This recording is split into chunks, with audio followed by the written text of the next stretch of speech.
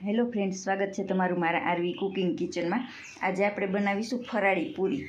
તો ફરાળી પૂરી બનાવવા માટે મેં મીડિયમ સાઇઝની 1 વાટકી રાજગરાનો લોટ લીધો છે। એકદમ બારીકવાળો લોટ છે અને આ 1 કપ જેટલો સાંબો મેં મિક્સરમાં પીસી અને એકદમ બારીક પીસી લીધો છે।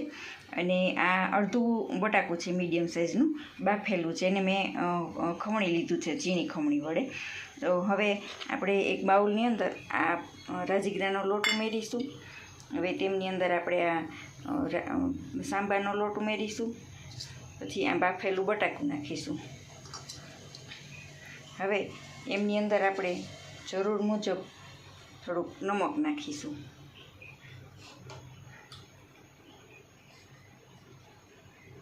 થોડીક હળદર એડ કરીશું,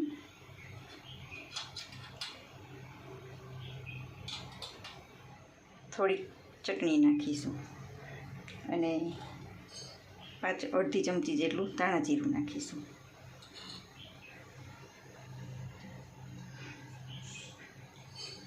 ત્યાર પછી એમાં આપણે પોણું પાવરું જેટલું મોણ માટે તેલ નાખીશું।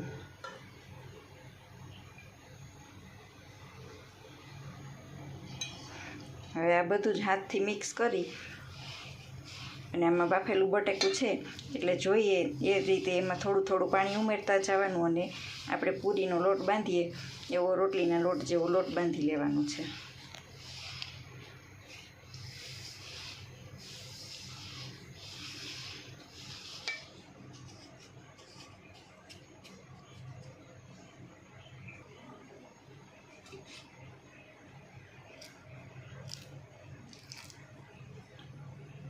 થોડું થોડું જ પાણી ઉમેરવાનું છે। બટેકું પાણી છોડે એટલે જેવું પાણી પડશે તેમ બટેકું પણ પાણી મૂકશે।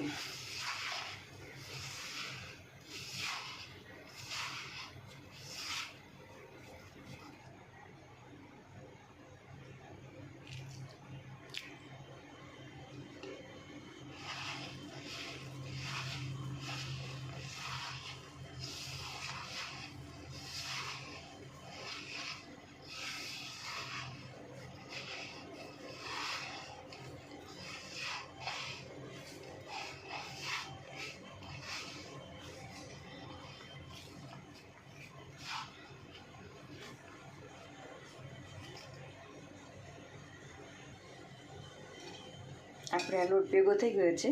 હવે આપણે એમાં થોડુંક તેલ નાખી અને ખૂબ મસળશું,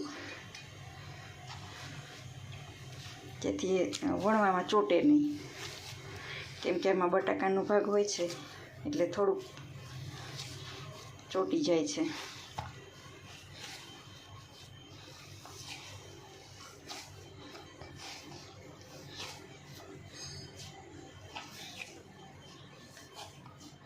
હવે આપણે એમને નાના નાના લુવા વાળી લઈશું। જો ફ્રેન્ડ્સ, આ રીતે મેં લુવા વાળી લીધા છે અને આ 2 પ્લાસ્ટિક લીધા છે જેમની ઉપર મેં તેલ લગાવી લીધું છે। હવે આ પૂરીના મશીનમાં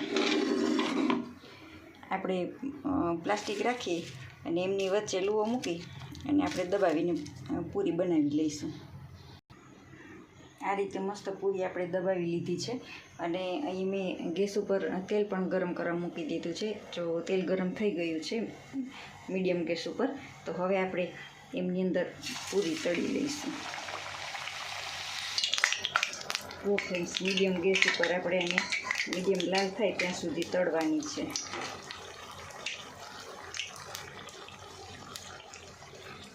ફૂલ ગેસ રાખીએ તો અંદરથી કાચી રહી જાય છે, તો થોડોક કાચો સ્વાદ આવે છે।